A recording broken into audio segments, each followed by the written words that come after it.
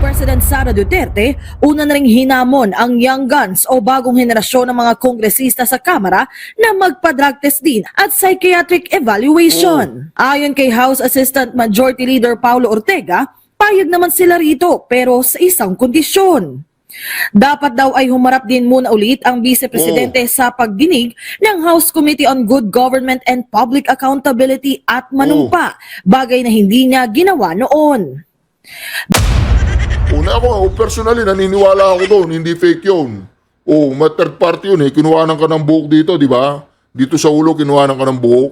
Ang tanong, ng taong bayan, ng mga maraming taga-Davao, nagtatanong sila ngayon, may mga nag-iisip na baka fake lang yun. Sagutin mo sa mga sa mga meeting de avance mo Mix Nograles Sagutin mo yun. Tsaka yung kapatid mo, pa-drug test mo, yung bakla ba yun, hindi naman. Lalaki yun, yun. Yung nagtitiktok yun nagtitiktok. Anong pangalan nun? Nograles din yun Alright, marami nga nagtatanong mga ka-reaction kung ito bang mga tuwadcom, yung mga tinatawag na young guns, ay mga durugista rin. Tanong lang. Kasi di ba merong hamon ang BP Sara natin na kung saan talagang hinamon niya na magpa-drug test. Itong mga young guns, saka yung mga kongresista dyan. Sumagot itong si Balbasarado, si Representative Ortega, na kung saan willing daw sila basta't umaten si BP Sara Duterte at mag-take oath, mag-under oath sa kanilang hearing sa Tuwadcom. Ngayon, tatanungin natin itong mga magagaling na young guns na to, tsaka itong mga Tuwadcom. Nag-under oath si Madam Inday Sara. Umaten siya sa inyong mga hearing. At hindi nyo man lang siya tinanong, Hindi nyo siya tinanong Doon sa huling natin niya, nag-under oath siya para patunayan na hindi niya iiwanan ng kanyang mga tauhan. Ganyan ang leader, di ba? Ngayon, ang tanong, ito pakinggan po natin Umpisahan natin kay Balbasarado. Ambush interview namin kanina at sinabi niya to quote na china-challenge siya kayong mga young guns at mga re-electionists na drug test kasi siya dito sabi niya magdadalawang test daw siya, drug test and psychological test. Your reaction lang po dito sa challenge ni Vice President Sara Duterte? Unang-una, patong-patong na po, iba-ibang challenge na po kasi mauna muna siguro mag-testify under oath. That's the first challenge.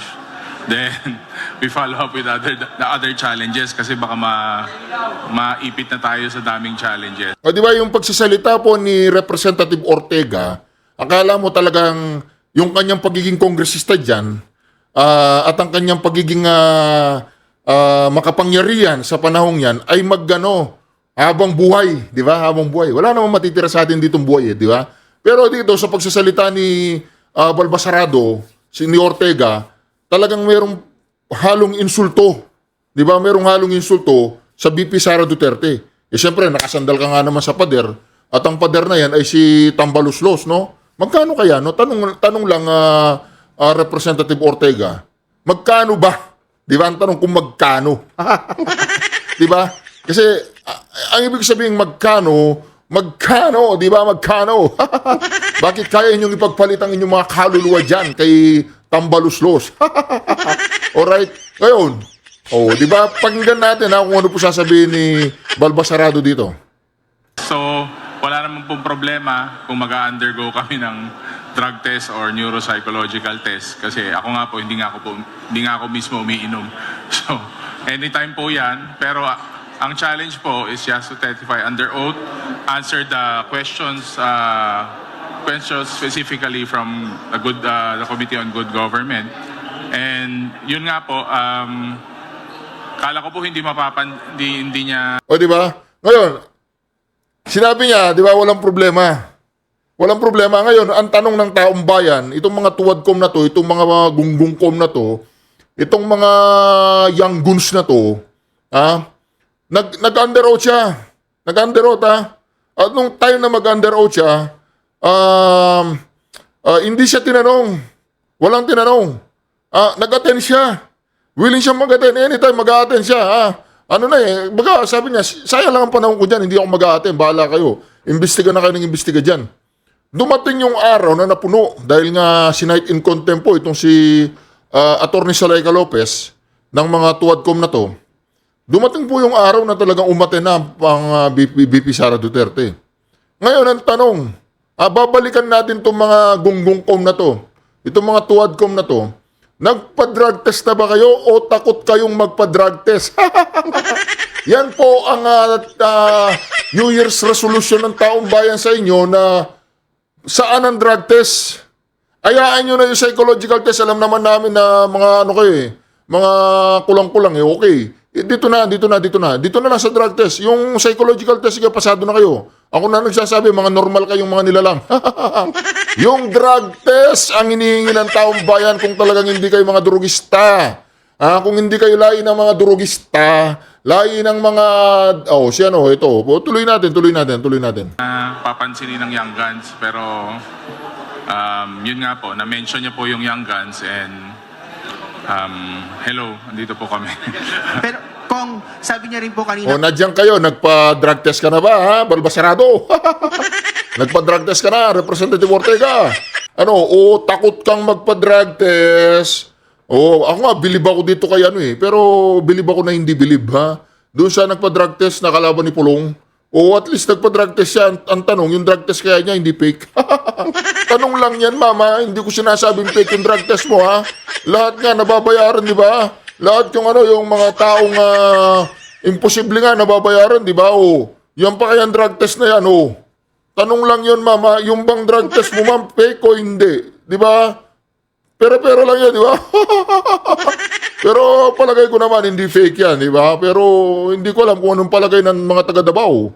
Kayo, tanungin ko mga Davao, naniniwala ba kayo yung drug test ni, anong pangalan nun? Si Representative, basta yung babae yun, yung hindi retokada. yun, anong pangalan nun? Yung, nakalimutan ko ang apelido nun kasi hindi naman talaga dapat tinatanda ng apelido nun di ba? Nakalimutan ko talaga, promise, nakalimutan ko yung apelido mo, ma'am. Tanong lang, ma'am, yung bang drug test na ginawa mo, yung follicle test, ano ba yan? Genuine ba? Genuine? Tanong lang, ha? Para naman malaman ng mga taga Davao kung ang drug test na ginawa sa'yo ay genuine at hindi fake, di ba? Makapangyarihan po kasi ngayon yung mga nakaupo dyan sa Tuwadcom, tsaka dyan sa Kongreso, mantakin ninyo. Makapangyarihan, pero kahit anong gawin nilang kapangyarihan ang ginagawa nila dyan, maniwala po kayo sa hindi mga kareaksyon, ha? Itong si Benny Abante, talo na po. Itong si Chihuahua, napakalayo po ng number niya. At itong yung tumatakbong gobernador, anong pangalan si Boy Ungol. Naku po. Kung mangampan niya, bibigyan ko kayo ng pera, personal kong pera, gano'n. Talo din yan, talo. Ngayon, itong si Representative Ortega, nagtatanong ang taong bayan, Brad, kung nagpa-drug test na kayo, ha? Akala nyo nakakalimot kami. Hindi kami nakakalimot. Umate ng BP Sara. Nag-under oath siya. Asan ang drug test? Kung hindi kayo mga durugista. Kasi balita namin uso din daw ang pulburon dyan sa may kongreso.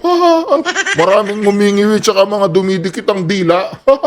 Maraming naglalak yung mga gilagid tsaka panga. Kaya naman, Congressman Ortega, ako naniniwala naman ako sa taong to, hindi siya nagsisinungaling Hindi siya umiinom. Katulad ko, hindi rin ako umiinom. Pag wala, pag meron, siyempre, di ibang usapan na yung Brad. Di po ba? Tuloy natin. kasi na parang, you're mentioning na dinadivert daw ni VP Sara yung issue tungkol dun sa kanyang spending. Pero sabi niya po rin po kanina na kayo din daw po ay nagda-divert sa totoong issue ng bayan, sa gutom, sa kawalan ng pera, sa kahirapan. Your reaction po, kasi parang ang dating po, you're accusing her of diversion, pero siya rin po, ina-accuse rin po kayo of diversion of noticing the issues of the people. Well, yung spill niya kanina mukhang diversionary tactic din maganda nga po nasasagot yung issues. With regards po sa mga problems po natin dito sa bayan, the House of Representatives are on the ground. Nag-iikot po kami sa mga iba't ibang serbisyo fair po namin sa local districts namin. And yung nga pong mas malalaking mga problema, yung immediate solutions, nandun po kami sa ground. Yung mas malalaking problema po, ginagawan po natin ng polisiya at hinahanap. Ito yung yung tinatawag nilang mga sa ground. Sa totoo lang mga korap yung ganyan. Yung mga nagpapatayo ng mga barangay hall, basketball court, hindi naman trabaho ng mga kongresista yan. Wala sila dapat ganyang ginagawa, mga ganyang bagay, hindi nila ginagawa yan. Wala silang mandatong gawin yan. Ang mandato ng mga yan ay mambabatas nga. Hindi sila executive. May DSWD dyan. Diba? Kaya yung mga gumagawa, nagyayabang, pinagawa ko yung daan na yan, gayang, pinagawa yung hospital na yan, pinagawa, mga korap po yan. Bawal yan, hindi nga pwede yan eh. Wala naman sa kanilang mandato yan. Kaya nga meron tayong DPWH, meron tayong mga city engineer sa mga mga provincial local government unit, 'di ba, mga executive. Oh, anong trabaho ng mga mambabatas na yan? Oh, 'di ba? Pero balikan natin yung drugs. Naku po. Nasaan ba yan, ha? Representative Ortega. Nagpa-drug test ka na ba? Di ba? Nagpa-drug test na kayo? Oh. Di ba? Ano nga ang pangalan ng kalaban ni Pulong? Nakalimutan ko yung apelido nun eh. Yung walang utang na loob, yung kapatid niya. Yung walang utang na loob na tumatakbo ngayong mayor, kalaban ng Pangulong Duterte. O, di ba? Anong pangalan nun? Nawala sa isip ko kasi hindi ko sila masyadong tinatandaan. O, tuloy natin, ha? Pan po natin ang solution. So, it is very well chronicled, very well documented. Makikita nyo po sa Facebook, sa internet kung ano po ang ginagawa ng House of Representatives. Ano? Last na lang po on my end. Sinabi rin po niya kanina sa press conference, sa interview kanina na yung kanyang pagsasabi na desecration or yung paghuhukay di umano sa mga labi ni former President Ferdinand Marcos Sr. Parang hindi naman daw po yun equivalent to desecration of the dead. What is your reaction on this? Hindi ko po alam kung ano pang itatawag nila doon kung hindi desecration. So, una-una, Ito po yung panahon na sinabi ng VP Sara natin na uhukayin niya si Marcos Sr., tatapon niya sa Manila Bay. Sa West Philippine Sea pala. West Philippine Sea, malapit lang yung Manila Bay. Kaya nilang pulutin dun eh. Sa West Philippine Sea. Anyway, mga kareaksyon, ang pangalan pala, si Nograles. Oh, yun. O, Migs. O, si Migs Nograles. O, Migs. Tanong lang ng mga taga Davao, yung bang drug test mo, genuine, hindi fake ho, di ba? O, yun. Tanong lang yun, ha? Tanong lang. Wala kaming ano dito, malisyoso, ha? Tanong lang, sagutin mo lang na, yung drug test ko, genuine, hindi fake yun. Gano'n, yun lang. Na ako, personally, naniniwala ako doon, hindi fake yun. Third party yun eh, kinuhanan ka ng buhok dito, di ba? Dito sa ulo, kinuhanan ka ng buhok. Ang tanong, ng taong bayan, ng mga maraming taga-Davao, nagtatanong sila ngayon, may mga nag-iisip na baka fake lang yun. Sagutin mo ha, sa mga sa mga meeting de avance mo ha, Mix Nograles ha. Sagutin mo yun. Tsaka yung kapatid mo, pa-drug test mo, si yung bakla ba yun, hindi naman. Lalaki yun, yun. Yung nagtitiktok yun eh, nagtitiktok. Anong pangalan nun? Nograles din yun eh. Basta't yung walang utang na loob yun. Anyway, ito pa ha, pakinggan po ninyo to ha, pakinggan ninyo. Kailangan natin balikan tong mga tuwadkom na to. Kailangan natin balikan tong mga tinatawag nilang mga young guns na to. Kasi po mga ka-reaction, dyan po nagsisimula yung tinatawag nating diversional tactic nila. Kumagat sila dun sa hamon ng ating VP Sara Duterte na kung under oath siya, mag-a-attend siya, tatanong siya, magpapadrug test to mga inayupak na to, tsaka yung wag na yung psychological, mga normal kayo, alam ko, di ba, wala naman mga abnormal sa inyo. Di ba, hindi ewan ko kung ano yung tingin ng mga taong bayan sa inyo, pero ako, tingin ko sa inyo, mga normal naman, di ba? Ngayon, nagpapatayan yung magpa-drug test, di ba? Ito. Pumasa sa hamon na drug test at psychiatric evaluation ni Vice President Sara Duterte. Pero ang hamon naman ng mga kongresista sa Vice Presidente, pumarap at manumpa sa pagdinig ng Kamara sa pundo ng kanyang tanggapan. PDP Porto ha, inulit na naman, umarap siya, nanumpa siya. Inarap kayo, hindi nyo siya tinanong. Ngayon, umano sila sa sa hamon eh. Ito, ulitin natin. Mga mga manloloko eh. Hindi sila nagpa-drug test eh. Nag-under oath si Manday Sara. Anong tanong dyan? Mga manloloko kayo. Hindi kayo tumupad. Wala kayong mga yagballs. Hindi kayo mga lalaking kausap. Bagong henerasyon ng mga kongresista o ang Young Guns kumasa sa hamon na drug test at psychiatric evaluation ni Vice President Sara Duterte. Pero ang hamon naman ng mga kongresista sa Vice Presidente pumarap at manumpa sa pagdinig ng Kamara sa pondo ng kanyang tanggapan. Si Mela Lesmora sa sentro ng balita. Hinamon ni House Deputy Majority Leader at PBA Party List Representative Migs Nograles ang matunog na makakatunggali niya sa hatol ng Bayan 2025 na si Davao City 1st District Representative Paulo Duterte na sabay silang magpa-drug test ngayong araw. Kagabi, naglabas kasi ng video si Duterte ng kanyang pagpapa-hair follicle test kasama ang resulta nito na negatibo siya sa illegal na droga. Sabay hamon na dapat ay gawin din ito ng kanyang makakalaban sa halalan.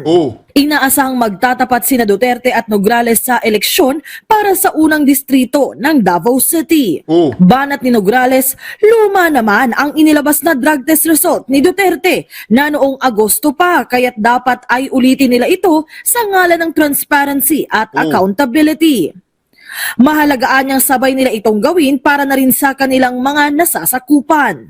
Si Vice President Sara Duterte, una na ring hinamon ang Young Guns o bagong henerasyon ng mga kongresista sa Kamara na magpa-drug test din at psychiatric evaluation. Ayon kay House Assistant Majority Leader Paulo Ortega, payag naman sila rito pero sa isang kondisyon. Dapat daw ay humarap din muna ulit ang Vice Presidente sa pagdinig ng House Committee on Good Government and Public Accountability at manumpa, bagay na hindi niya ginawa noon. Dinidinig ng komite ang issue ukol sa umano'y hindi tamang paggamit sa bahagi ng pondo ng Office of the Vice President at Department of Education. Wala naman pong problema kung mag-undergo kami ng Uulitin lang ito PTB4 to PTB4, uulitin lang niya, wala daw problema. drug test or neuropsychological test. Kasi ako nga po, hindi nga ako mismo umiinom. Napanood na natin kanina yan. Nagpa-drug test ka ba, boy? Nagpa-drug test kayo? Nang nanumpa, si BP Sara, ano yan? Mga wala kayong isang salita? Wala kayong mga yagballs? Dapat meron kayong isang salita. Pag kumagat kayo dyan sa hamon, dapat ginagawa ninyo. So bagay, normal lang sa inyo yan. Paano kayo? Sino man nagtitiwala sa mga to, di ba? Anyway. Ito pa isa.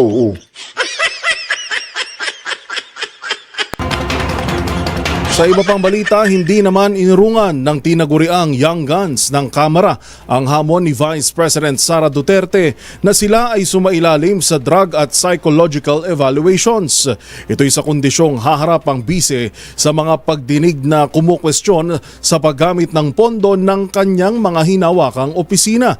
Pakinggan natin ang report ni Milky Regunan. Tinanggap ng mga miyembro ng Young Guns sa Kamara ang hamon ni Vice President Sara Duterte na sumailalim sa drug at psychiatric test evaluation. Pero pagkatapos ng mga test, dapat humarap na daw si VP Sara sa hearing ng House Committee on Good Government and Public Accountability at sumpaan na magsasabi ng totoo sa kinikwestiyon na paggamit ng confidential funds ng OVP at DepEd nang siya pa ang kalihim.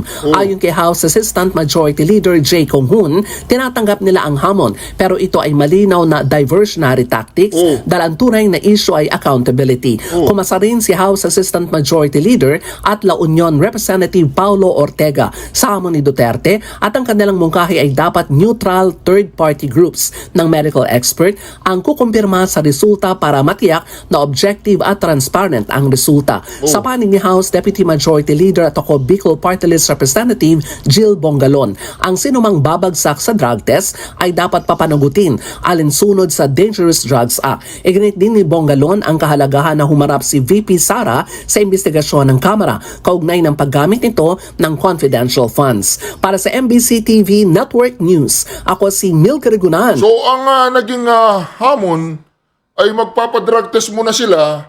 Kapag natapos na yung drug test, ito po pag natapos na yung drug test, ang hinihingi po ng mga tuwadcom, mga young guns na to, ay a-attend na si Madam Inday Sara at mag-under oath. Ang nangyari, mga ka-reaction, ito mag-2025 na. Inihintay ng mga taong bayan na Gunggong, Congressman Gunggong, inihintay ng taong bayan yung drug test mo. Nag-under oath ng BP Sara, nauna na siya sa inyo. Umaten na, hindi nyo tinanong. Natapos na yung committee report nyo. Nasaan yung drug test nyo, ha? Kayo ba'y may isang salita o nagbablap lang kayo? Binablap nyo pa ang taong bayan, binablap nyo ngayon. Tumatakbo kayong mga kongresista dyan kung saan-saan sa mga distrito ninyo. O yung sinasakupan po ng mga tuwadcom na to, mga young guns na to, hingin po ninyo sa kanila yung drug test nila. Oh, di ba? Oy, Gunggong, may yag balls ka ba? May yag balls ka? May sakang salita, may yag balls ka? O, bakit hindi ka nagpa-drug test? Di ba? Para hindi ka mapagkamalan na, ano ba yan? Meron ba kayong laboratorio? O, alam ko, hindi totoo yun. Ano lang yun? Politika lang yun. Yung mga kalaban ninyo, pinagbintangan kayo, alam ko yun. Pero, ang tanong, nasaan ang drug test?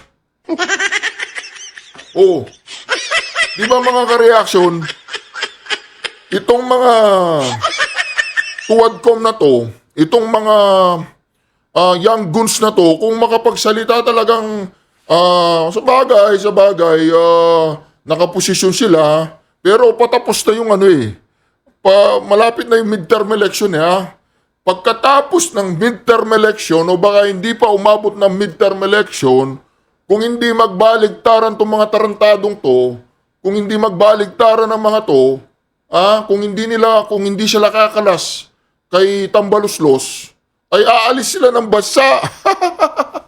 Di po ba? O bilang ng mga araw ng mga yan. Unang-una, si Abante matatalo, si Chihuahua matatalo, si Danhumul Fernandez matatalo, sino pa? Si Mix Nograles matatalo. Itong si Ortega, wala akong balita diyan kung matatalo mananalo Si Congressman Gunggong, wala rin akong balita kung matatalo o mananalo. Basta yung mga binanggit ko, 100%. Si Barbers, yung asawa ni Barbers, matatalo din. Di ba? Mantagin mo, hindi na pwedeng tumakbo si Barbers. Sa bagay, si Barbers, wala din po siyang kinalaman doon sa nangyaring drug by bus na wala rin kinalaman yung kapatid niya at saka yung sasakyan wala rin kinalaman. So, malinis po ang pangalan. Ngayon, itong si Don Gonzales, kailangan din niya magpa-drug test kasi si SDSA, Senior Deputy, ano ba yun? Hindi Senior Drug Syndicate, hindi yun. Hindi Senior Drug Syndicate.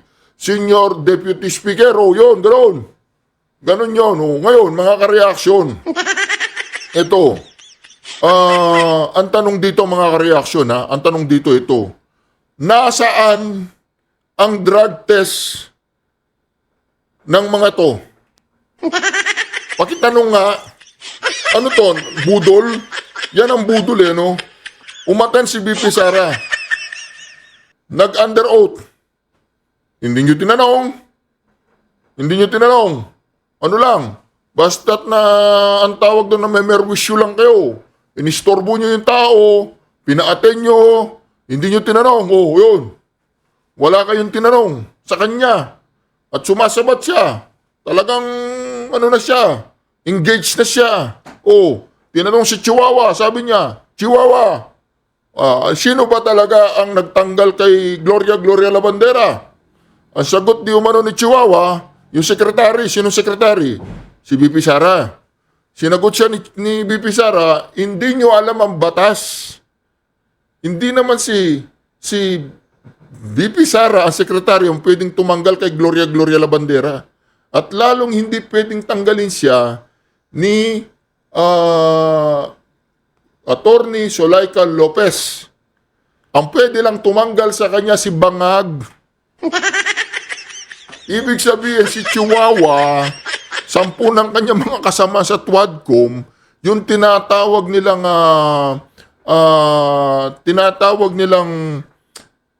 pagtanggal yung rules. Yung rules. Hindi nila alam.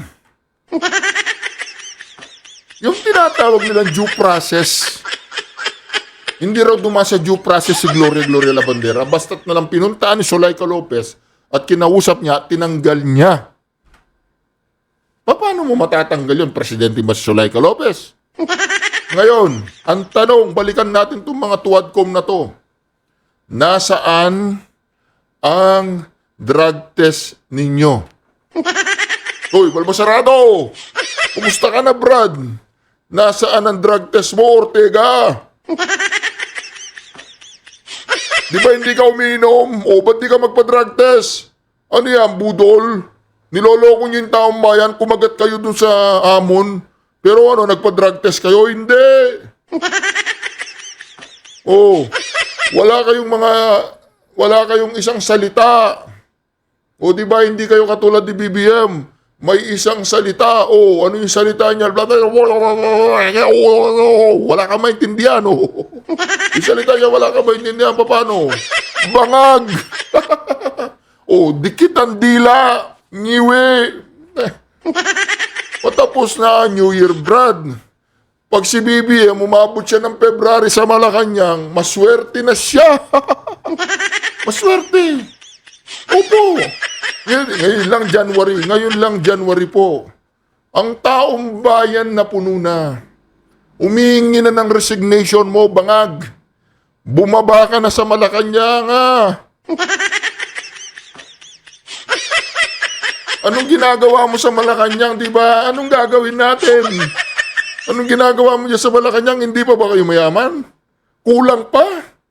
Kulang pa yung bilyon kung saan nyo pinaguhugot. Ha? Tambalos-los, kulang pa ba yan? O, total, bawi na kayo. O, bumaba na kayo. Di ba? O, itong mga kongresista na to, yan, mga bata pa yan. Walang kabusugan yan. Mantakin mo si Dan Fernandez. Bibigay ko yung personal na pera ko. Putang ina. Ano bang, saan ba galing lupalop si Dan Fernandez? Ba't ang dami niyang pera? Isa ba siyang asyendero o tagapagmana ng mga kayamanan? Tagapagmana ng malaking lupa? Tagapagmana ng kayamanan ng kanyang mga ninuno? Di ba? Alam naman natin ang trabaho dati yan. Anong trabaho niya dati? Di ba? Artista. O naging politisyan. Ganun na kayaman si Dan Fernandez kung magsalita siya. Bibigyan ko kayo ng pera, triple pag nanalo kami. Triple bibigay namin sa inyo. Oda. Dan Fernandez naman, nakapagpa-drug test ka na ba? Kasi pag nangampanya ka, hindi mo sinasabi kung ano yung plataforma mo. Ang sinasabi mo, hindi kayo uuwing luwahan. Hindi kayo uuwing walang laman ng inyong mga bulsa. Bibigyan namin kayo ng pera. Personal kong pera ibibigay ko sa inyo. Putang ina naman, Dan Fernandez. Saan mo galing yung mga bilyon-bilyon mong pamimigay sa mga taga Laguna ba yan? Laguna? Ha? Saan? Ganun ka kayaman bago ka naging kongresista? Ganun ka kayaman bago ka naging politician? Ganun? Magkano ba talent fee mo, Brad? Anyway, mga ka-reaction. Ang hinihingi po ng taong bayan, mga tuwadkom kayo, mga young guns kayo, nasaan yung drug test ninyo? Ganun lang. Binlap nyo lang si Madam Inday Sara. Nung umaten siya, pinagtatawanan niya. Akala mo magpapadrug test kami? Akala mo magpapahuli kami ng buhay sa iyo, BP Sara? Akala mo, tuloy ang laban. Di ba? Kaya itong, kung hindi, si Migs Nograles, di ba? Si Migs Nograles nagpa-drug test. Kumagat siya dun sa hamon. Di ba? Kahit na alam naman natin na, di ba, may ugong-ugong, may mga bali-balita, na yung kanyang drug test ay genuine naman. Kasi third party yun di ba? Hindi ako naniniwala doon sa mga nagkakalat na, yung drug test ni Migs Nograles, questionable, baka ano yun. Hindi totoo yun. Ano po yun? Genuine po yun. Third party yun. Kaya yung mga nagsasabing yung drug test ni Migs Nograles na hindi totoo at fake, ay, wag po kayong maniwala. Totoo yun. Naniniwala naman kayo, di ba? Maniwala tayo. Totoo yun. Anyway, ba't hindi kaya magpa-drug test yung mga young guns na to? Kahit fake lang, at least kumagat kayo dun sa hamon. Di ba, Sarah? Di ba, nagpa-drug test kami, wala kang masasabi sa amin. Nagpa-drug test kami, di ba? Di ba, kahit fake lang, okay na yun. At least, umuo kayo dun sa ginawa ninyo yung sinabi ninyo. Kasi may mga yagballs kayo. Ngayon, anong tingin sa inyo ng mga taong bayan?